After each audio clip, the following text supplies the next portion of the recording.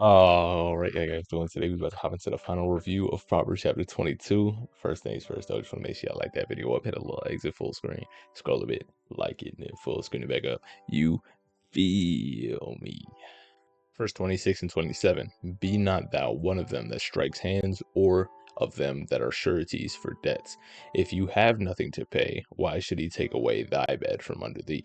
Right. And this is just more of that teaching of the Bible, right? Don't be involved in other people's debts, right? Don't become the liability, right? And, it's a hard posture thing. If you feel like, you have a lot, you can, if their debt is like, let's say $50, right? And you got $50 to spare, you could become the collateral for them because you're like, it's just $50. I'm not tripping over $50, but you want them still to succeed in getting the $50 so they don't take your $50.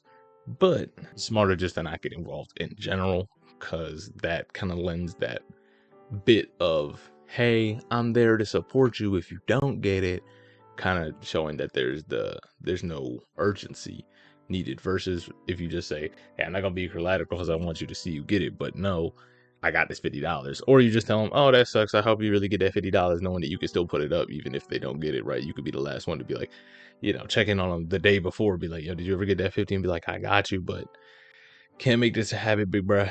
You gotta get on that in general, right? I expect that back. Because if you have nothing to pay, why should they take your bed away from you? If they can't pay what they owe, and you're the collateral, they snatch it off you, gang. That's just how that works, right? Don't matter if you co-own the house, co-own the car, whatever the case nowadays. But back then, it's like if you sign down after that, they gonna find you. They gonna get what's theirs. You know what I'm saying? So it's not one of the ones that are becoming. Don't be one of those ones, because it makes known that you shouldn't be in debt. And so many people say that nowadays, right? That's now modern teaching. Modern teaching. Don't fall into debt. It's bad, and then it's hard to get out of debt. And that's like the Bible been teaching that, bro. The Bible been teaching that. Y'all got to get on this instead of that. Cause if you got nothing to pay, why are they taking your bed? Verse 28, remove not the ancient landmark which thy fathers have set. And this is more so just talking about the landmarks that God had given them, right? Because firstly, God had given them. Two, it was saying that you're just kind of assuming that they were set for no reason, aka you're assuming the worst for them. All right, because we can go back here. I was trying to remember most of what they said, but it was really hard to, right? The landmark shows the boundary of the property for the days when Joshua divided the land for the promised people of Israel, right? And there were usually stone pillars or cairns erected to make legal ownership of that stuff, right?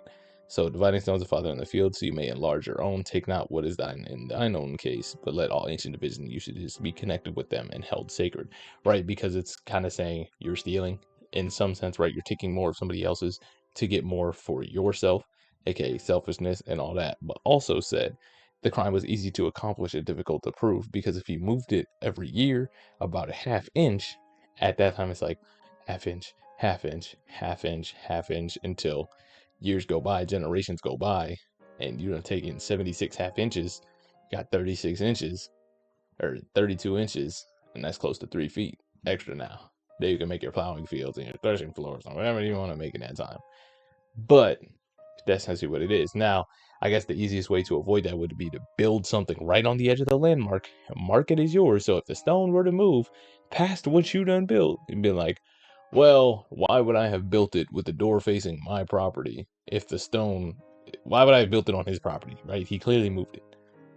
And why would I mark it as my own, and then have written documents? So I don't really know how you'd accomplish that in today's day and age, right? My mom got over a dispute with the property, something about they moved it, and for years or generations, whatever, the assumed property of what we had was like to some line, until somebody pulled out the deed or whatever and was like, actually, this is on property.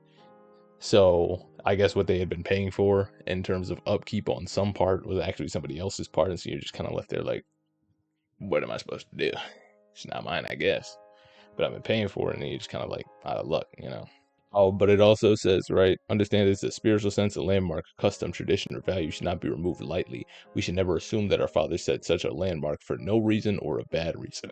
We should not defend tradition for the sake of tradition, but neither shall we destroy tradition just for the sake of destroying it. So that's another thing, right? And we'll be talking in our church organization on my college's group chat a lot about like Catholic tradition and how much weight it holds. I'm not gonna get into that discussion here. We've already gotten into it a little bit on this channel before, but like how much is tradition really weighed against like scriptural significance, right? That's a different discussion for a different time though. And then verse 29, seeing thou a man diligent in his business, he shall stand before kings, he shall not stand before mean men. And in the what's it called? In the commentary, he was stressing the fact that God said to work heartily unto him and not unto men, because increasing wisdom is going to increase your quote unquote work or drive, right? Wisdom pushes us towards excellence. God has given every man and woman work to do, and they should do the work as unto God and not only to men. If you do what you do, you're going to be known as like the man who had not lost an hour, putting your workmanship before his prospects, towers above the thrushes and climbing of the adjacent paragraphs. Stand before kings, right? It can give you great standing in the world. It's also going to give you the standing before kings because, right, when you work hard, you're going to be put before kings, aka the best in the field or the best in whatever the case is, right? Highest working people, they often get jobs in some sort of government because they're the best at what they do, and they want to, the government wants to utilize that and see how it can make that work for them. So that could be the kings, or it could just be the kings of your respective field, right? If you're really good at science, Nobel Peace Prize, discoveries, type of stuff like that. You're good at math, formulas, solving junk. I don't really know. Teaching, you'll be put in like the best colleges, the best conferences, stuff like that. But also, it was Jesus who taught that one who is trustworthy in the small matters of the world will be entrusted with the 10 cities in his coming kingdom. So when we see a man who's diligent in his business, who's hardworking, right, chances are they're going to progress because time and effort builds, uh, practice makes progress, or what's the word? Perfect. That you're not supposed to say because like you'll never be perfect, but practice makes progress. So if you're diligent, you're gonna be better and not stand before mean men. Now, I don't know. It didn't really break down what it meant not before mean men, but I would argue being better at what you do is more likely you're going to stand before mean men because you're going to be standing before the people that are going to want to take advantage of what you do rather than boost you up to the point where you know you should be because you're good and use it for good. It's very hard to be one of those people. So chances are you're going to stand before mean men, but hopefully those kings are not the mean men. All right, that's going to be the end of the video. Hope you guys have yourself a fantastic rest of your day. Peace.